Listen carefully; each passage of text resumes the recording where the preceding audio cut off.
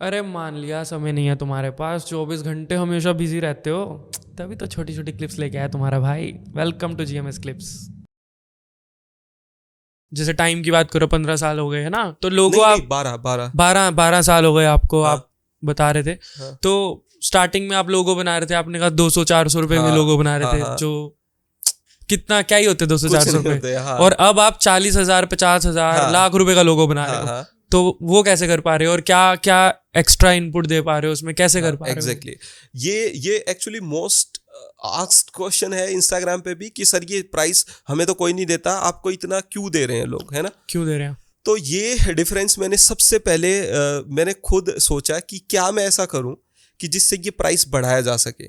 क्योंकि अगर हम अपनी डिज़ाइन प्रोसेस नहीं दिखाते ना, तो आप आज के दिन इंडियन मार्केट में आप 5-6 हज़ार ही प्राइस है उसका, जो प्रैक्टिकल प्राइस है। लेकिन आप ऐसा क्या करो कि वो इतना बढ़ जाए, तो उसके लिए आपको प्रेजेंट करना पड़ेगा आपकी नॉलेज को, और नॉलेज के बलबूते पे आप ये कर सकते हो। अब इसमें डिफरेंस क्या है इन लोगों में? देखो, पहले मैं बनाता था डिज़ाइंस, अब मैं बेचता हूँ कॉन्सेप्ट।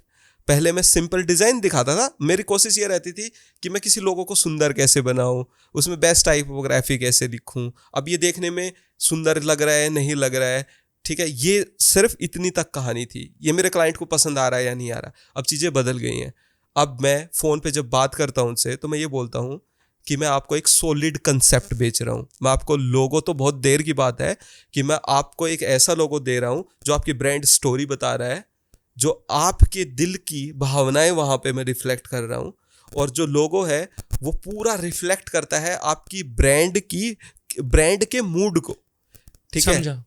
और ये वो चीज है जो आपकी चेस्ट पे, शायद आपकी टी शर्ट्स पे लगी रहेगी अगले 15-20 साल भी। तो एक टाइमलेस ठीक लोगो है, यू आर मेकिंग। हाँ, एक टाइमलेस लोगो, एक स्टोरी टेलिंग डिजाइन, एक इंस्पिरेशनल पीस ऑफ वर्क मैं आपको दे रहा हूं। और सबसे बड़ी बात, वर्ल्ड में कहीं पे भी मैच नहीं होगा, ये भी मैं इंश्योर करके दूंगा। कि वो अगर ट्रेडमार्क भी आपको, अवेलेबल। हाँ, अगर आपको ऐसा वर्क चाहिए तो definitely I am going to charge, because मुझे ये काम करना अच्छे से आता है और मैं यही काम करता हूँ। और अगर आपको लगता है कि ये इतना ज़रूरी आपके लिए नहीं है, आप अपने ब्रांड के लिए इतने सीरियस नहीं हो, तो शायद फिर मैं भी आपके लिए नहीं हूँ यहाँ पे।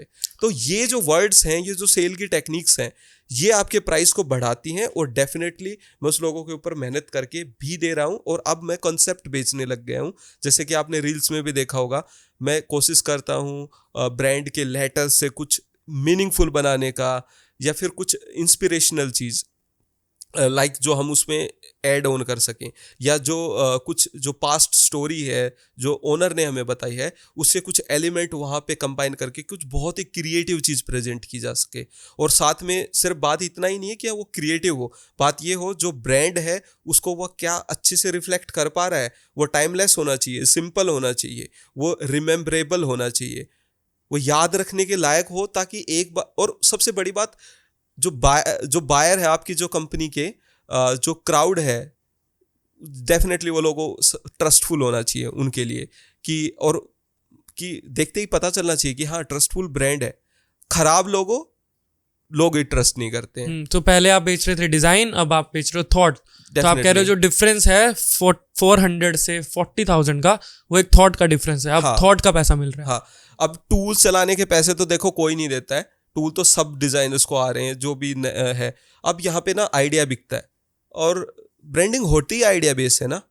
आपकी सेल्स कितनी ज़्यादा इफेक्ट हो जाती हैं, लाइक अगर आपका सिर्फ एक पैकेट खराब है, आपकी कंपनी को डुबो सकता है वो।